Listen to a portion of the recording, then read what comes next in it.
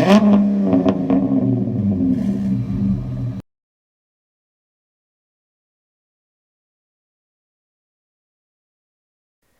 guys, so today it's time for special and limited edition Dodge Challenger models. We've already done the Chrysler 300 and the Dodge Charger, so make sure you check out those episodes if you're interested. What I do for this series is basically check out some various rare and limited edition models that Dodge put out over the years, so each of these models was given a limited production run, usually only available for between 1 to 3 years, and each of them had their own cool features specific to that model. Make sure to like and comment below if you do want a part 2, and let me know which ones I missed. First up, we have the Mopar 10 Challenger. This was a very limited version of the car based on the 2010 Challenger RT, and it was shown off to the public in July 2010 at the Chrysler Museum Gala. This was actually the first in a 3-year series where Chrysler made the Mopar 11 Charger and the Mopar 12 300. So for this Challenger there was just 500 built for the US and another 100 for Canada. The price tag is $38,000 for an automatic and $39,000 for a manual transmission. So that means that the Mopar 10 was sandwiched between the RT, which was down at $31,610, and the SRT8, which was up to $43,680. So Chrysler executives felt that this package you were getting justified that increase in price from the RT. The only exterior color available was brilliant black crystal pearl coat, and the interior was black as well. The president and CEO of Dodge wanted the car to be black to create a sinister look and blend well with the striping. Not every car did look the same though, as you had a few different options of accent colors for the side stripes on the side of the car and stitching on the steering wheel and seats. So your choices were Mopar blue, red, or silver.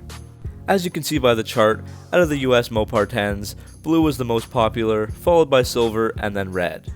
Mopar graphics were everywhere, with a badge on the front fascia, on the hood pin caps, rear windows, and chrome fuel door. And the blackout look continues with a black chrome grille and 20-inch forged heritage gloss black wheels that are taken from the RT Classic. The Mopar 10 does get a really sinister look with a TA style hood with functional vents and some vintage hood pins on either side. On the interior, there's beautiful catskin leather seats with Mopar 10 labeling and stitching that matches the car's exterior side stripe as I mentioned. Mopar added a leather wrapped steering wheel and a specific shifter depending on the transmission. If you have an automatic, there's a T-handle shifter and there's a pistol grip shifter for the manuals. On the passenger side, you can find the serialized dash plaque with your production number on it. Other goodies that come with the Mopar 10 include a special owner kit with a certificate of your VIN, date of build, build number, Mopar 10 car cover, special edition book, and a limited edition sketch of the vehicle signed by the chief designer. As for performance, you do have your base 5.7 liter V8 Hemi as found in all the RT models. Added in this was a unique engine cover with blue writing, a Mopar cold air intake, and the TA hood scoop to push more fresh air into that intake. Dodge claimed that this combination would add 10 to 15 horsepower, but I'm not so sure that those mods would add that much. That would put the car at roughly 380 horsepower and 400 pound-feet of torque. There were two options for transmissions, the 5-speed automatic or 6-speed manual, and 64% of the American buyers chose the automatic over the manual. If we look at the performance of the manual models, 0 to 60 is roughly 5 seconds, and the quarter mile takes 13.5 seconds. Handling did improve with front and rear Mopar strut tower braces. And the Mopar 10 also came with a super track pack suspension, adding bigger sway bars, stiffer bushings, and firmer springs and shocks. Overall, the Mopar 10 is an awesome package that most Mopar enthusiasts can't complain about, especially with that TA hood. The only question some people wondered was why Dodge didn't choose to have the SRT8 as the base, or add more power to the RT. To be fair, there were plans for more SRT8 models in the future, like the introduction of the 6.4 liter Hemi, and this package added quite a bit of value for your money. Fast forward 8 years ahead to today, and there are Challengers everywhere, but you probably haven't seen a Mopar 10 version around in real life because they have become so rare. Today you can find low mileage ones listed for above 30 grand.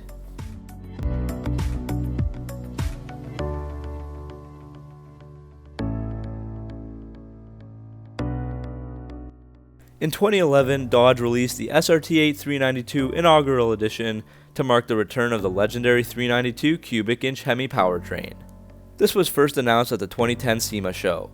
These cars were limited to just 1,492 copies, with $1,100 planned for the US and $392 for Canada. For the US market, this SRT8 had a starting price of $42,555. There were two awesome color options for the Inaugural Edition: deep water blue with stone white stripes, or bright white clear coat with viper blue stripes.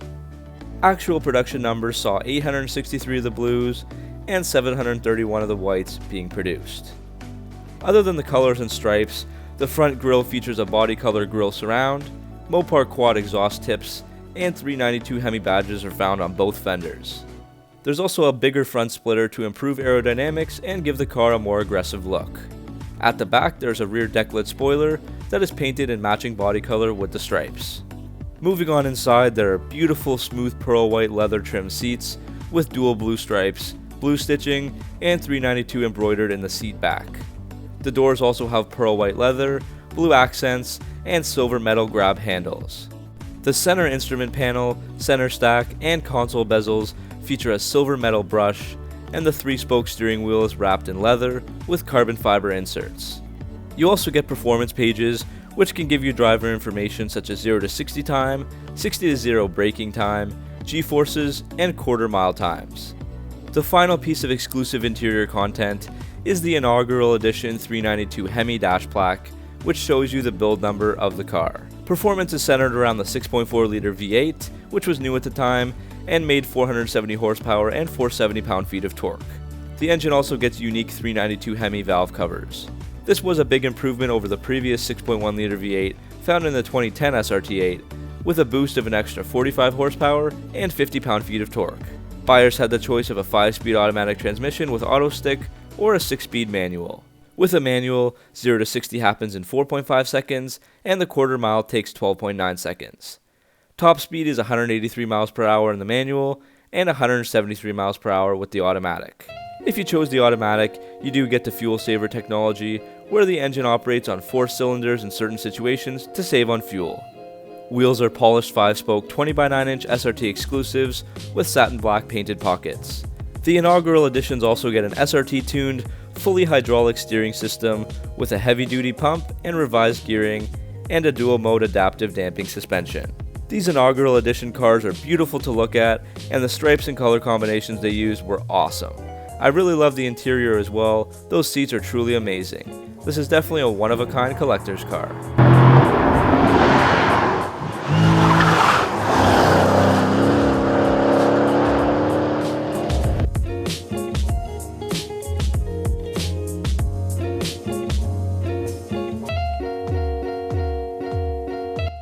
1 year after the Inaugural Edition, Dodge launched the SRT8 392 Yellow Jacket Edition alongside the Charger SRT Super B.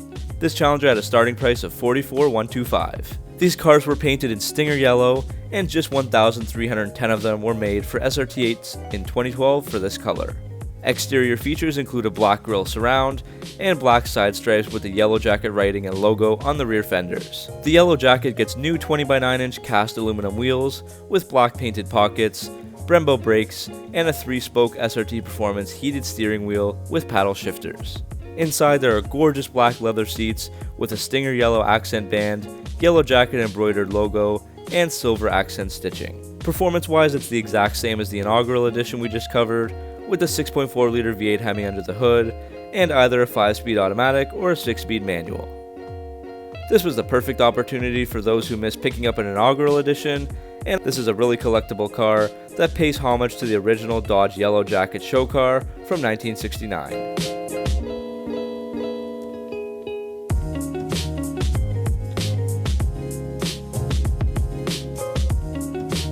Back in 1914, John and Horace Dodge developed America's first mass-produced all-steel bodied cars, setting the world record for the most model cars produced, with over 45,000 of them.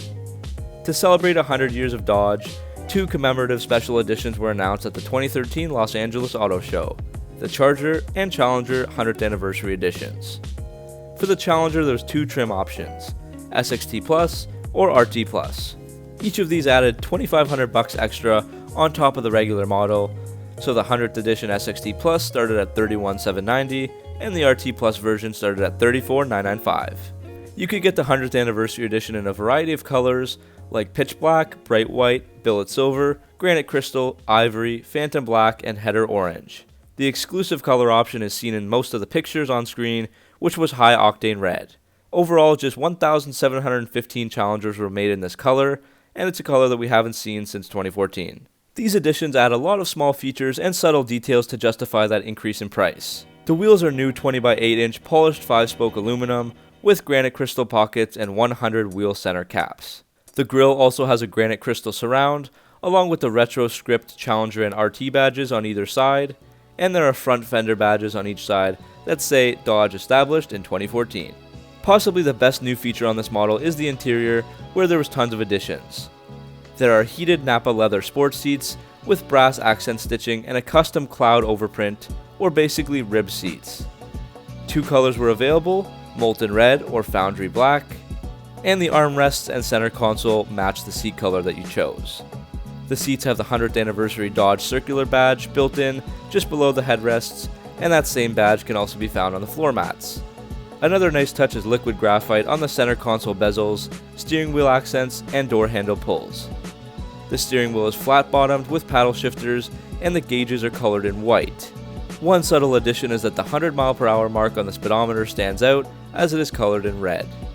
Other cool features include a unique startup graphic on the Uconnect screen, Mopar Challenger sill plates, bright pedals, 2 unique key fobs with the 100th anniversary logos, a customized owner's kit, special commemorative book celebrating 100 years of Dodge, and a 7-speaker 368-watt Boston Acoustics audio system. Performance options depended on which edition you purchased, of course, so the SXT Plus came with the 3.6-liter V6, good for 305 horsepower and 268 pound-feet of torque.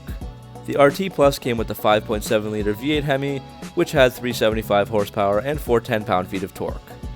There's a 5-speed auto for the V6 and an optional 6-speed manual for the V8, and both models get performance-tuned suspension and steering.